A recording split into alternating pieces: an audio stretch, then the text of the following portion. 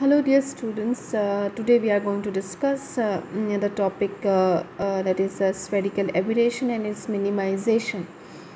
Spherical aberration occurs in both the lenses and mirror. For explaining this, I would like to draw a ray diagram, and I will repeat the ray diagram for both lens and mirror. And as we have already discussed in our previous video, that aberration is a kind of defect or inability on the part of the lens to form an ideal image for an object. As you know that ideal cases are rare, so it is all obviously very difficult to get an image without any aberration. So it's a well accepted thing that whenever you get an image, it will be having some kind of aberration in it, and it always has to be corrected for the aberration for practical purposes.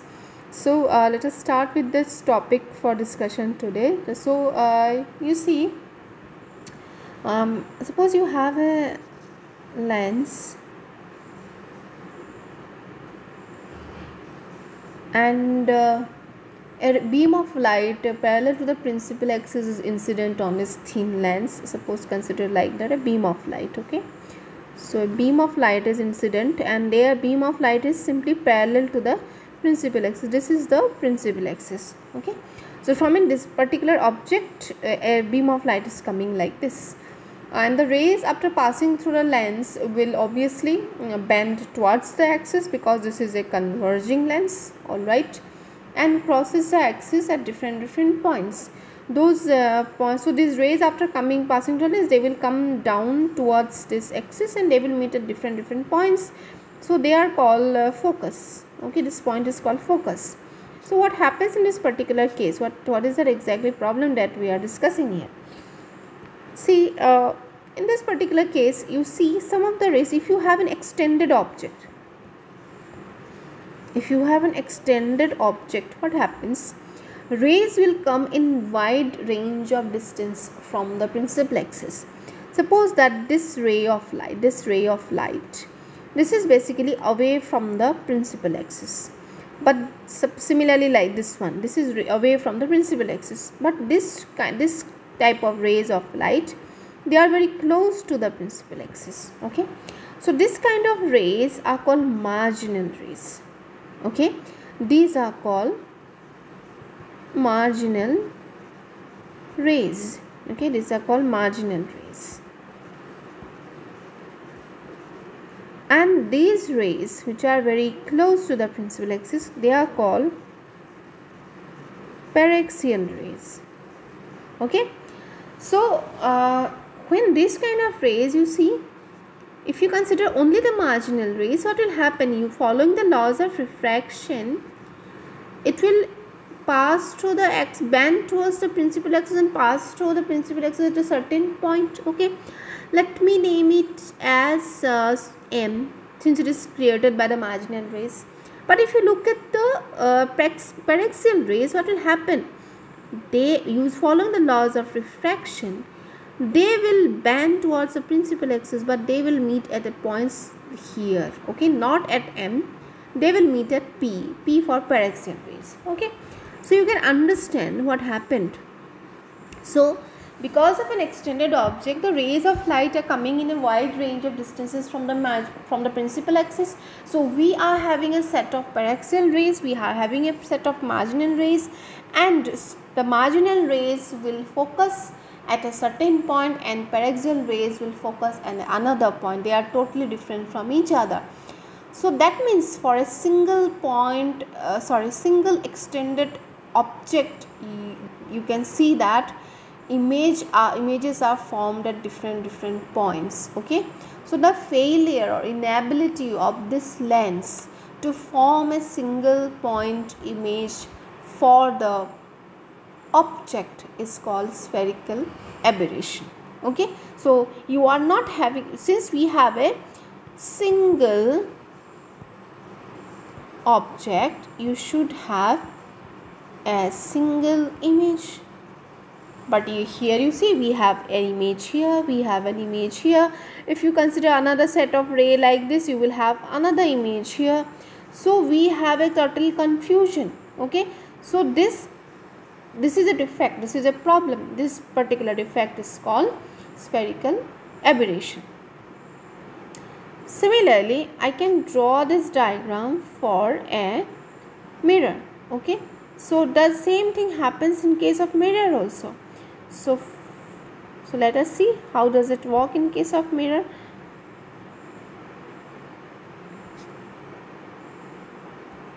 Okay, suppose you have a mirror like this.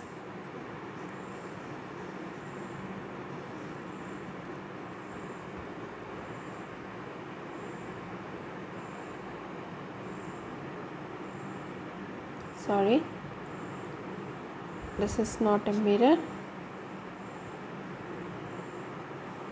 Suppose you have a mirror like this.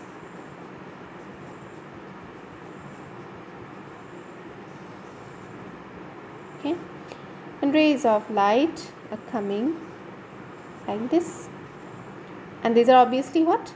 Marginal rays of light. So if they reflect back, they will meet at this point. Sorry, this is not exactly a straight line. So okay, this is a marginal, this is the ray of light form, sorry, if image form for the marginal rays. Now suppose that you have some paraxial rays of light coming like this, that means they are very close to the principal axis. So obviously after reflection they will meet here. Okay, so this is the paraxial image. So you can see that in case of mirrors also, what's the problem? That you are not able to get a single image for a single object. Okay, so this is again a defect, this is again a problem. So this is called spherical aberration. Now there are lots of ways of minimizing spherical aberration. First thing that you can do, mainly you can use stops. Okay, suppose if you have a stop like this, coaxial, okay, and this is a stop, this is a kind of stop. If you use here,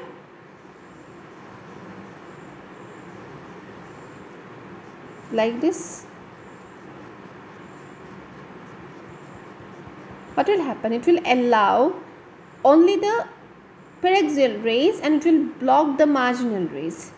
Okay, so then you are not going to have the marginal rays, although the marginal rays will come, but they will fall here and they will get stuck. Okay, so you are going to have a single image for the single objects. Okay, that is one of the way. Again, if you want to have only image with the suppose you can have a stop like this also. So for that, what is supposed to be done? Let me draw the diagram again. Okay, so rays of light were coming like this.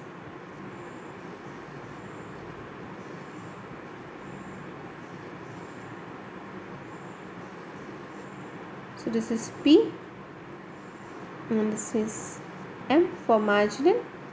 Okay, so if you use a stop like this,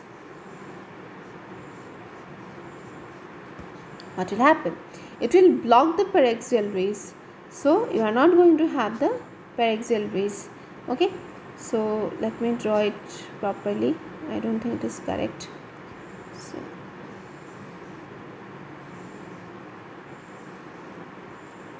okay, you will have to use a stop somewhere here. Fine. So the paraxial rays are coming. What will happen? They will get blocked. They are not going to form any kind of image. Right? So this is a way of one way of doing avoiding spherical aberration from lens as well as mirror. And another method is that you can use two plano-convex lens of same material. Okay, and they should be placed at a certain distance. So for that we need to we need to provide some proof. So in exam you may be asked that prove that, this is a question, that prove that spherical aberration can be minimized by using two plano convex lens of same material. Same material means same refractive index, okay, placed at a distance equal to the difference of their focal lengths, means f1 comma f2. So you need to prove that if you put two plano-convex lenses at a distance d equal to f1 minus f2, then you can remove the spherical aberration. So we need to prove that, okay. So for that, we are going to provide proof. How to do that? So let me draw the ray diagram. So this is a principal axis, then you have a plano convex lens like this, okay. You have then another plano convex lens like this, okay. This is L1, this is L2, this is, I may have to modify the diagram with the progress, so I'm just trying it, so pardon me if I remove it and do it again. So yeah, so a ray of light is falling like that, okay, and this point is named as an, and it's incident at the point B of the lens L1, and suppose that this is at a height h1, okay. So if the lens is not there, it was supposed to go like this, isn't it? It was supposed to go straight, but because of the lens L1, it will definitely get deviated. Alright, let me draw it little better, okay. So after passing through that lens, it was obviously it was supposed to go like this, isn't it? But it will not go, so let me name it as, say, f2, okay. Wait, let me name it as f. Fine. So you can understand that this particular thing is the focal length of the lens L1. So this is nothing but f1. Fine. So instead of doing that L1 here, I will write L1 here, L1, L2. I will remove this L2 from here, okay, fine. Now because of the lens L2, the ray of light will get deviated again and it will meet here. So let me name this as f dash, okay. And this ray of light is coming like this. Always remember, whenever you draw a ray diagram, you must show the ray with arrow mark, otherwise it will not be considered. Let me name this point as C. Alright, and this point is, say, at a height of, say, h2. Fine. And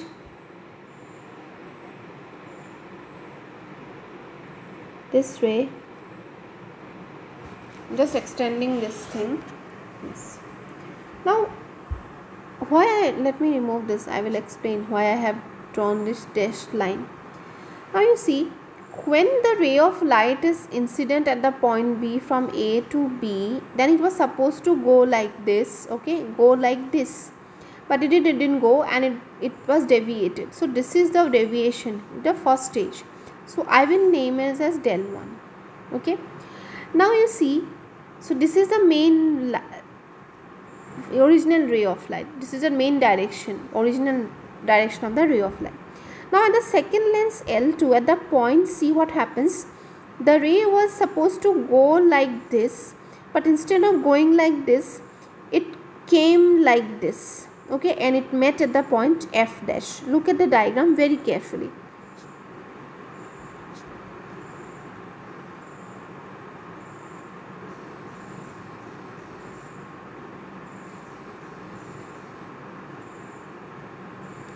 Now you can see that if I ask you what is the deviation for the ray of light at the second lens, so you see, if I extend it like this, so this is the deviation at the second lens from the original path, isn't it?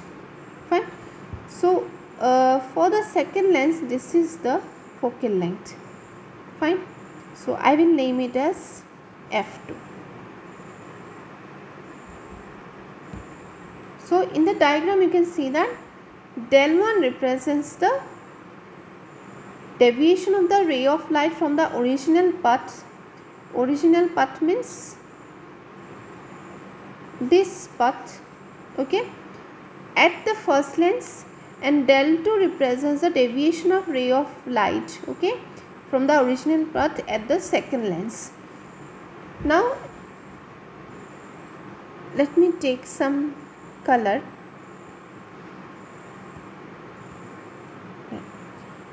Now suppose that if I want to get the value of del 1, so how to do that?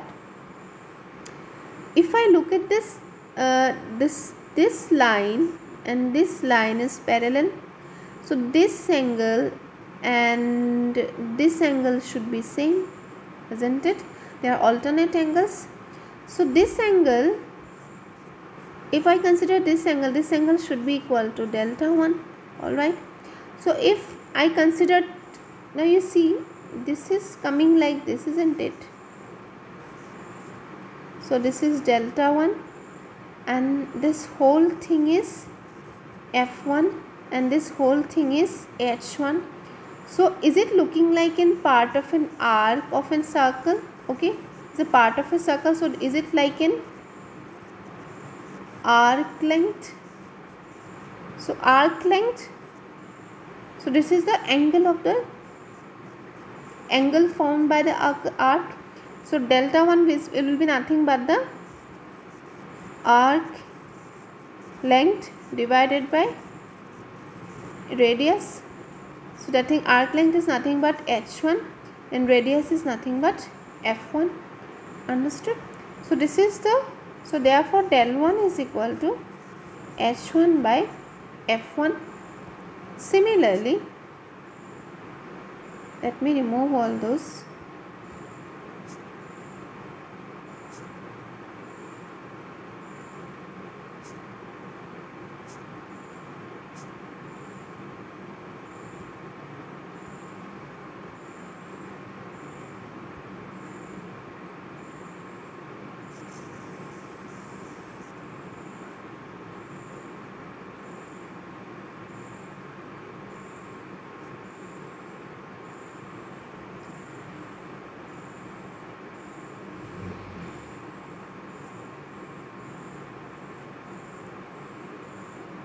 Okay, so again let me take this color. So now del 2, you see this is del 2, okay, this one and this one is again parallel.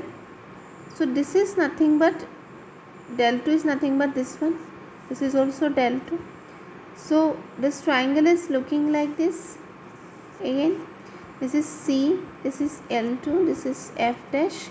This angle is nothing but f2, this is nothing but h2. So this is like an arc length, this is del 2. So del 2 can be written as arc length divided by radius as it is. So it will be h2 divided by f2. Okay, so I am again simplifying. You see what I am saying, this is del 2, this is f2, this is h1. So it is like a part of a circle. Okay, if you consider a very big circle, so this is a part of a circle.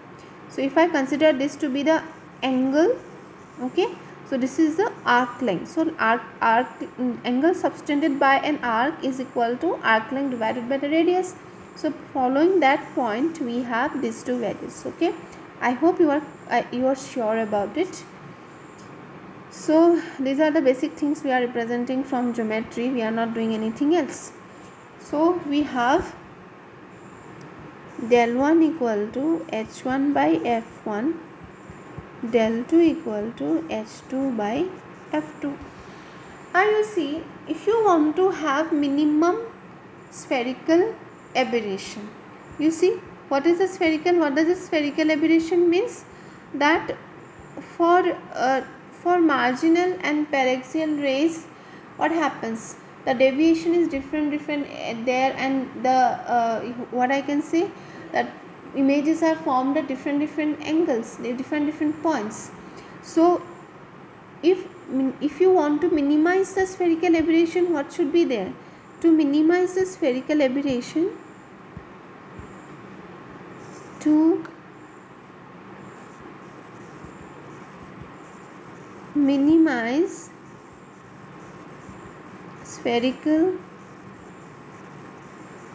aberration, deviation should be minimum. Okay, so you see in this diagram, so if you have the delta 1 and delta 2, if they are almost same, then what will happen? The spherical aberration will be minimized. Okay, the chances of images formed at different points will be reduced. So delta 1 is equal to delta 2. Okay, so we have h1 by f1 equal to h2 by f2. So I can write h1 by h2 equal to f1 by f2. That is our equation number 1. Okay, so that is the first thing. Next thing is that let us consider two triangles. Okay, now we are just moving into geometry. So two triangles. What are the triangles? Just we will consider two triangles B L1 F. Okay, and triangle C L2 F dash. Sorry, not F dash, F. Okay, so let me tell you what are the triangles. So we are considering, so I will remove all those things because it will be easier for you to consider from the diagram itself.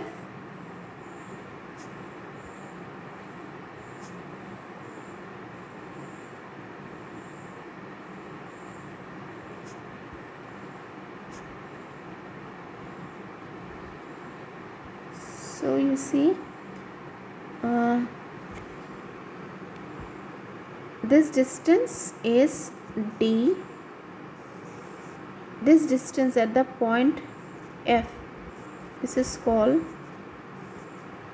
F1, and this distance is called F2.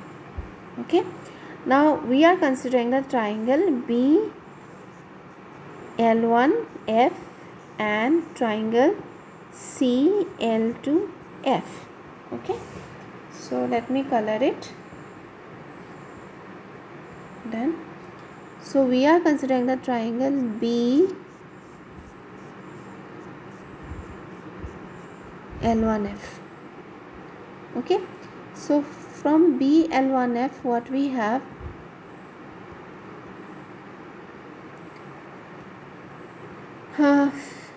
if you consider both of them to be similar, obviously they are similar triangles, so you can see that I will draw it little bit better. Is it looking like this? B L1 F and then again C L2 F. Are you understanding? So both of them are obviously similar triangles. So this is H1, this is H2. Okay, so if I write H1 by H2, is equal to H1 by H2 is equal to L1F by L2F. Do you agree with me? L1F by L2F, similar triangles. Alright. So L1F, what is L1F? L1F is nothing but F1. Okay, F1. And what is L2F? L2F is nothing but it is F1 minus D, isn't it? This is the whole thing is F1 and this thing is D. So this thing will be what? I will again write, suppose L1F is equal to L2F plus L1L2. So L1F is nothing but F1. L2F, L1L2 means D. Alright. So which gives L2F is equal to F1 minus D. So L2F is nothing but F1 minus D. If you are getting confusion while understanding, you just draw this diagram with pencil in your own notebook. Then it will be much easier for you to understand. I am repeating again.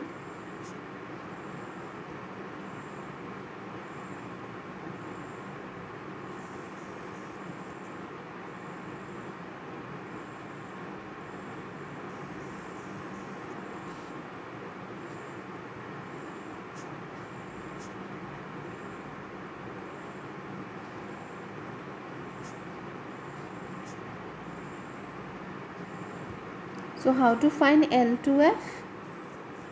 See, L2F is nothing but L1F minus L1L2. So L1F minus L1L2. L1F is nothing but F1. L1L2 is nothing but D. So L2F is equal to F1 minus D. But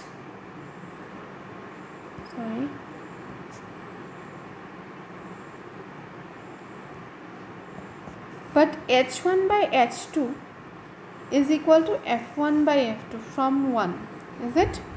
So we have F1 by F2 equal to F1 minus D. So here F1 gets cancelled. So F2 is equal to F1 minus D. So D is equal to F1 minus F2. Alright.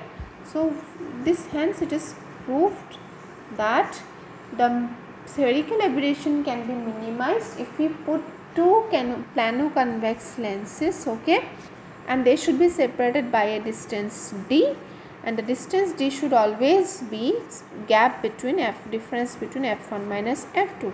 F1 and F2, that means F1 is the focal length for the first lens, F2 is the focal length for the second lens.